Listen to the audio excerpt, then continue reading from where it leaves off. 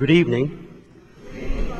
Before I give my reflection for tonight, if you noticed on our walls, there are different banners which our school children made here at our school at Holy Family, because this week we're celebrating the Catholic Schools Week. So each month they celebrate each virtues through our Mass or liturgy here at Holy Family. So I invite everyone or all of you to look at it after Mass or during Father Marlon's homily. That's okay too. Today's Gospel is relatable but also challenging. Why so? In the first part of the Gospel, Jesus' first appearance publicly. He went to the synagogue and preached. And then these people are hearing this new man. Who are this person talking with authority? And then the second part, it's more challenging because someone or something recognized Jesus right away. What have you to do with us, Son of God? I know who you are. You are the Son of God. The evil spirit recognizes Jesus. In the scriptures, especially in the biblical studies, evil spirit always recognizes Christ. Always. Let's think about this. In the Old Testament, in the story of Adam and Eve, Adam recognizes they sinned, and Adam said, we are naked. And then up in the cross with the other thief, the thief said, if you are the Son of God, save us. And then in that story today, this man was possessed by an evil spirit. What have you to do with us? Are you going to destroy us, Son of God? If we think about this in our own context of today, if we sinned, or if we make a mistake, or if we made some shortcomings in life, we know that we make a mistake. Good and evil cannot mix. So if we sin, we know that we sinned. What I want you to reflect on, especially this week, is the idea of as Christians or as people, as human beings, we have a moral compass. We call it conscience. Nobody talks about conscience anymore because most of the time we push it aside or we don't want to think about it, so we focus on other things. But in today's gospel, we are challenged to think, to identify and recognize our struggles, our sin.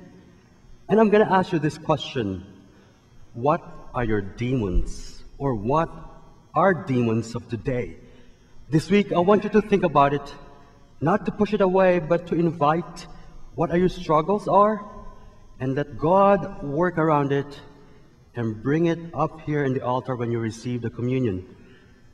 Demons are real, or struggles are real in life, spiritually. But what are those that we can put light on it, that God will lead us? What I want you to think also is, when we are struggling, we're not alone. When we are struggling with something, everyone struggles in many ways, but we are supported by many people. I like our second reading, the very first line. It says, I wish all of you are free of anxiety. Whoa, where's that world? I want to go there. My world is full of anxiety. And you know what? I've been talking about this with my spiritual director, and he invited me to think about this. And he asked me this question every month, every time I see him. He asked me, how do I take care of myself? I said, I don't do that. I'm a priest. I do things for other people. And then I thought about this. He said to me, you cannot take care of other people if you don't know how to take care of yourself physically, emotionally, spiritually. And I said to myself, isn't that selfish? I said, no. As Christians, like Jesus, he takes care of himself physically, emotionally, spiritually when he goes up the mountain. Self-care and selfishness is different. I'm going to ask you the same question. How do you take care of anxiety? How do you do self-care? Life is full of struggles, anxieties, but at the same time, we can take care of it, like our soul. I want to share you a story. This past week, it was Wednesday, I received an email from a former student of mine, and most of you know I was a high school teacher.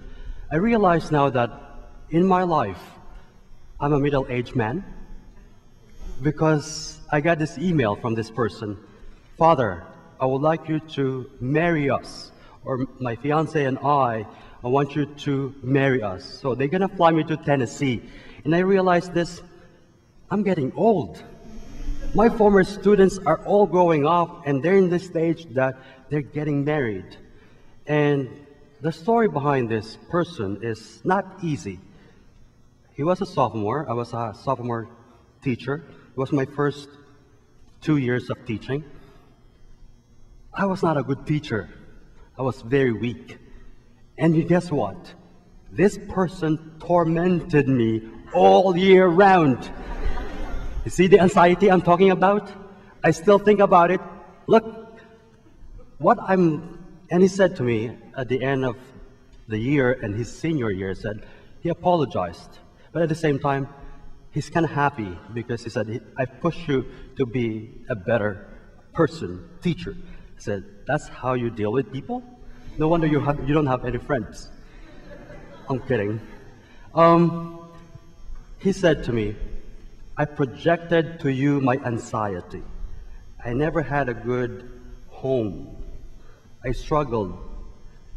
He struggled in his own home. So he projected all his problems or anxiety towards me because he sees me every single day. So my whole year I was tormented. And I reflected on that. Our life is never free of anxieties. The question is, how do you manage yours?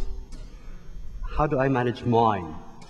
And I think what can we learn from all of these things is like Christ. He managed his anxieties, his struggles through prayer.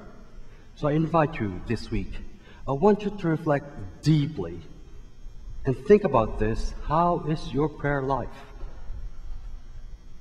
God or Jesus says in the scripture, quiet come out of that man. I just want you to reflect on the word quiet. When I said quiet, we feel good. We feel at peace.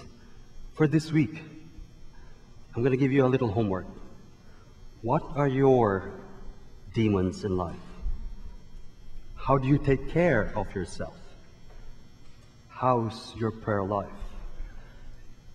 As my former student says, life is full of anxiety, but at the same time, we are here together. We can do it and we can manage it.